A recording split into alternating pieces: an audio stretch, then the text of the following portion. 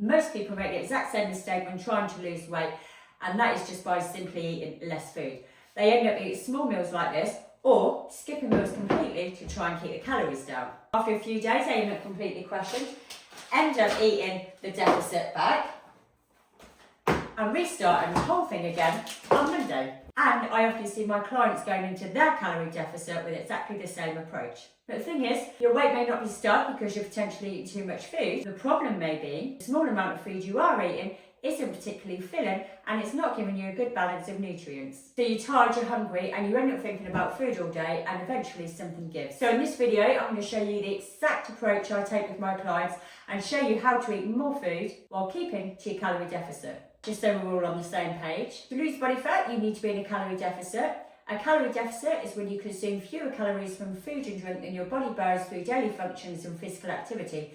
This forces your body to use stored energy such as body fat to make up the difference, which leads to weight loss. And technically, you can do that by eating absolutely anything. If there's less calories coming in than your body needs, you will still lose weight. But where most people go wrong is they feel that they need to completely cut their portion sizes and eat as little as possible.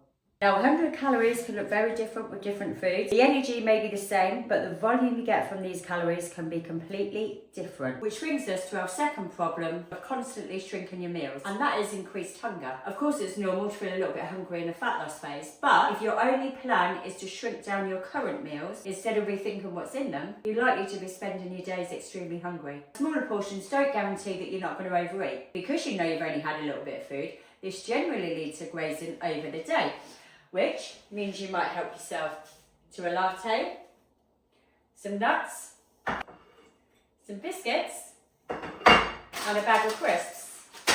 And all these little extras can add up. This just here is 789 calories. So if reducing the portion sizes isn't the answer, how can we actually eat more and lose weight?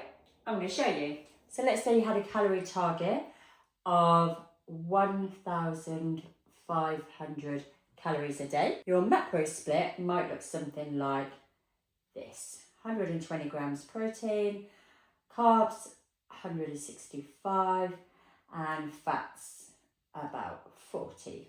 Now, if we was going to spread out 1,500 calories over the day, breakfast would be around 500 calories, lunch would be around 500 calories, and dinner would be around 500 calories. Now, we don't have to hit exactly the same amount of macro on each meal. We do want to spread these macros out over the 3 meals rather than not having any here, and then trying to get it all in here. We would try and get a decent serving of protein in with each meal. The same with carbs, and then the fats would also be spread out over the day. So take the 3 breakfasts. We've got the pastry, the bread and the eggs with a side of watermelon, and then we've got the granola, the yogurt, the blueberries and the banana. All pretty decent breakfasts. They're all about 390 calories. The main difference is though, this is 8 grams of protein, this is 22, 23, and this is about 14. So these two are going to be better for keeping you more full during the day. With this one, you're potentially going to be thinking about food an hour or 2 after you've eaten it. So as we move on to lunch, this example here, this person's grabbed a sandwich because it's convenient and they need to eat it on the go. But is this actually going to keep you satisfied until dinner? Because it probably won't, and you know it won't. And usually when you buy that, they have them right beside. So we normally pick up a packet then to go with it. And this is where a little prep can change everything, because if you were to make yourself a little pasta dish the evening before, you could have all this food tucked up in a lunch ready to go. And this is where the volume comes in. You can pack your pasta out with courgette, aubergine, mushrooms, add a little tomato passata, and a little sprinkle of coriander, and a little bit of cheese on the top if that's what you fancy. You're then going to put a little bit of protein on the top. Doesn't matter what you pick for your protein source, just be mindful that some protein sources have a higher fat content than others. Or you can pick yourself a little panini. Doesn't matter what protein source you put in it. I'd pick tuna, and you can bulk this out with a salad. You can either have that separately on the side, or you can shove it in the panini. We're then going to throw in an afternoon snack for this row and this one. And we're not going to give anything to this one because they've already had their snack and they don't need anything else because they're on a diet. So I've now added in the evening meals to my 3-day examples. I've seen this vlog quite a few times on when clients have tracked their food. It's a microwave meal. It's not something I would buy. I've just bought it today for this video. I'm going to take it out of the box though so you can really appreciate the size of that.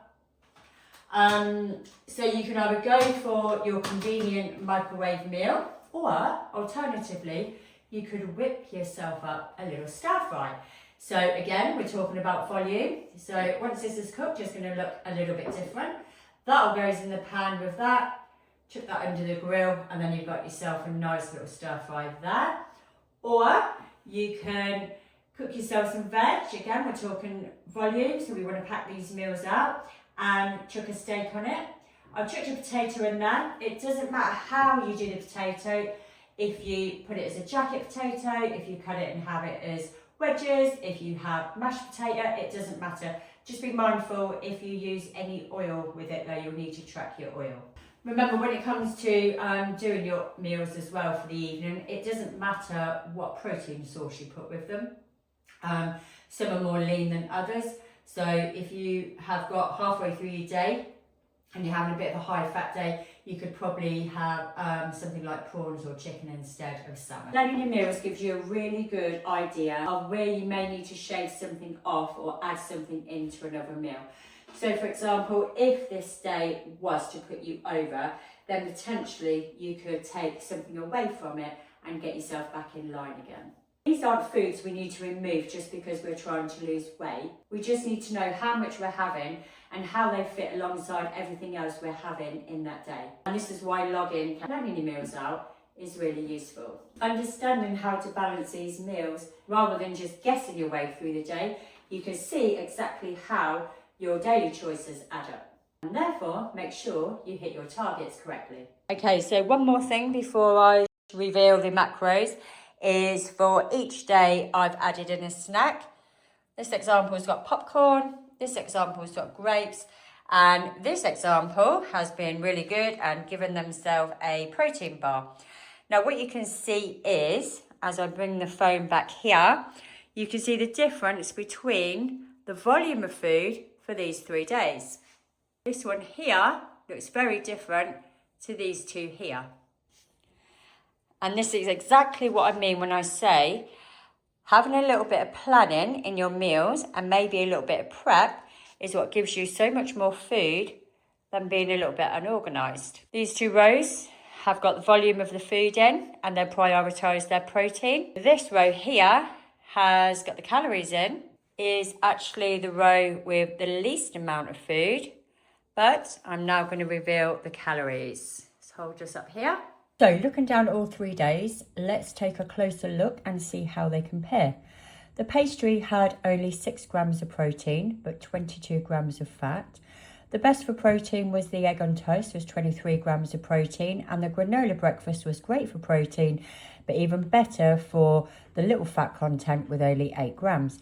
Meaning this would be a great breakfast if you was likely to hit a little bit more fat later on in the day. Then lunchtime, the sandwich and the crisps were 583 calories, which took that lunch up to 24 grams of fat and 20 grams of protein. The panini, which is a similar lunch but made at home, had 40 grams of protein, only 12 grams of fat.